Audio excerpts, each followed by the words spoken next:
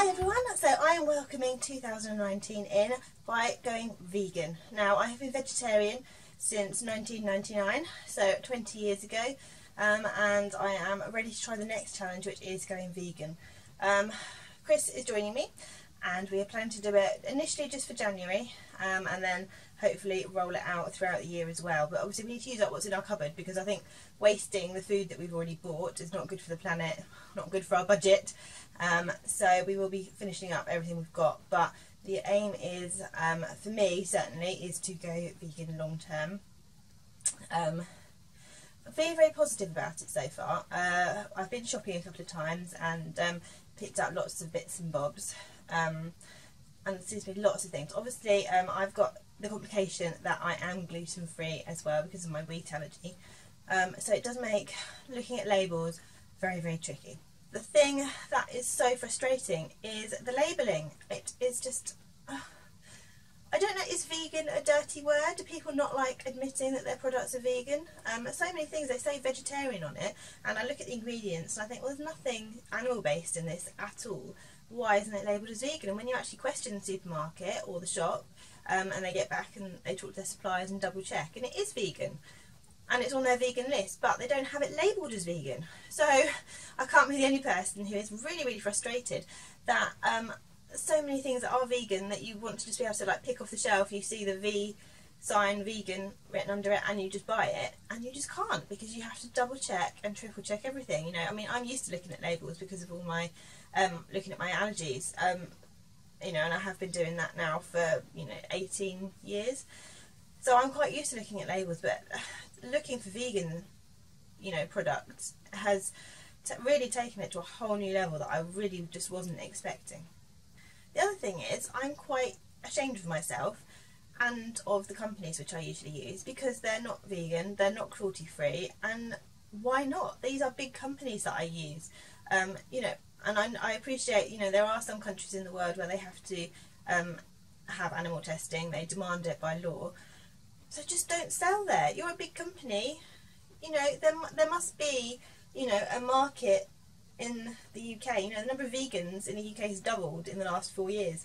So it's not a fad, it's not going to go away. We are taking more, you know, concern about our planet, about the different species that we are responsible for. We're destroying this planet and we need to try and make it a better place. You know, it's down to us. You know, the animals can't make it a better place to live in, it's down to us. So we really have a responsibility to do something, and these big companies who have millions or billions of pounds of profit just aren't doing it.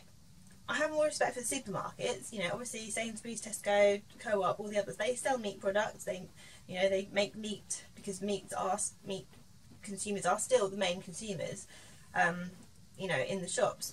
But, you know, they are aware of what they are doing to the planet, to the species, to the world. So, you know, supermarkets, I think, are really, really forward thinking in trying to make alternatives, you know, and a lot of things do say, you know, we are funding alternatives to try and find, you know, something that's better than animal testing. It's got to be something better than animal testing. It's, yeah, I just can't believe it. But again, it's so frustrating because, you know, it was things like, you know, like cleaning products. You know, a lot of cleaning products don't even say anything about it. I went to Co-op, and I'd seen on a website, on a blog, that, you know, Co-op do clearly label, you know, that there are some vegan products. But, you know, I went through loads and loads of different products, couldn't find any that said vegan on there. I could see some that had V for vegetarian, and then it said it does not contain any animal derivatives, but it was still not vegan. It still needs to, I don't know if it tests on animals or it wasn't cruelty free, I don't think. And that's another thing, cruelty free is not the same as vegan, which is I naively thought it was. You know, I thought that if something was cruelty free, then, you know, there was a good chance that it wasn't going to have any animal products in it, but that's not the case. So it has been a real eye-opener.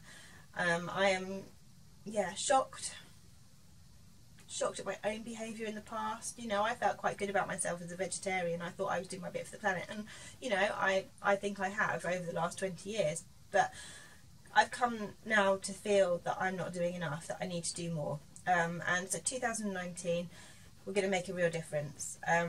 It's going to be hard. I drink like a pint of milk a day. I've tried some of the dairy alternative milks, and I don't think I'm going to be drinking a pint of any of those. But you know, I'm going to maybe have a sort of a detox, drink lots of water, really get into my water drinking. You know, hopefully that'll be better for me as well. And yeah, just try and find new ways of doing things. So, you know, I get rid of eggs from my baking and cooking, and get rid of the dairy.